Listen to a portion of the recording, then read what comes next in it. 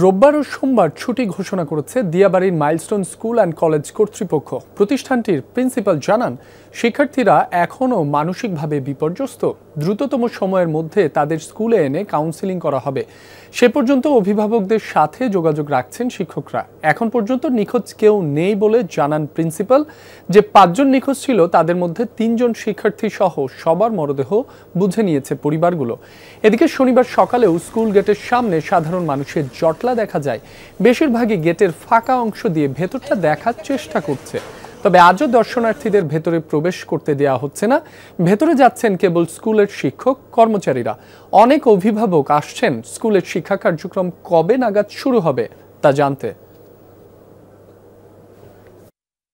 একটার দিকে ছুটি হয়ে যায়, যখন আমরা এই দিকে আসি তখন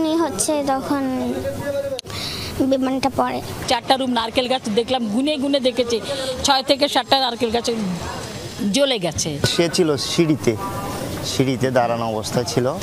যখন বিমান ক্রাশ হয় সে ভিতরের দিকে না গিয়ে সে বাইরে চলে আসার প্রেক্ষিতে সে বেঁচে গেছে।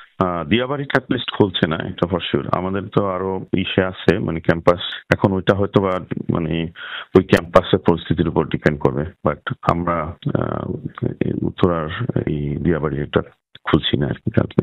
কালকে ছুটি আছে।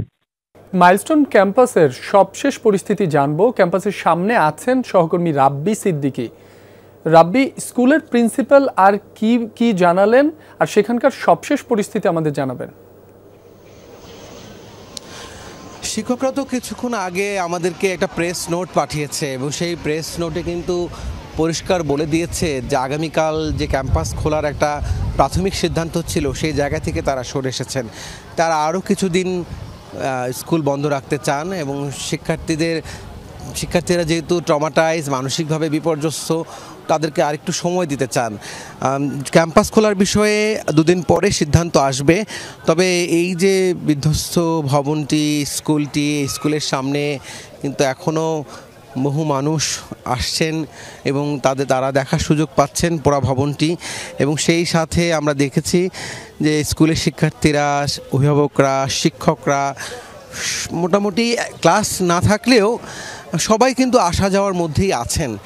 এবং বিভিন্ন রাজনৈতিক ব্যক্তিরাও কিন্তু এসেছেন। কিছুক্ষণ আগে বিএনপির একজন নেতা তিনি এসেছেন, এই স্কুলটি তিনি দেখেছেন এবং তিনি বলছেন যে আসলে একটা ঘটনা ঘটে যাওয়ার পর আমাদের অনেক ধরনের পরিকল্পনার কথা আমরা চিন্তা করি, কিন্তু আমরা আগাম কোনো সতর্কতা আমরা নেই না। এবং তিনি বলেছেন যে সরকারকে বিশেষ পরিকল্পনা করা উচিত, যে কোনো দুর্যোগের ক্ষেত্রে আমরা যেন আরও কুইক রেসপন্স করতে পারি, আমাদের লজিস্টিক যেন বাড়ানো হয়, সেই কথাই কিন্তু বলেছেন। আর অভিভাবকরা বলছেন যে লজিস্টিক বাড়ানো প্রয়োজন। আমরা বুঝতে পেরেছি, ধন্যবাদ আপনাকে।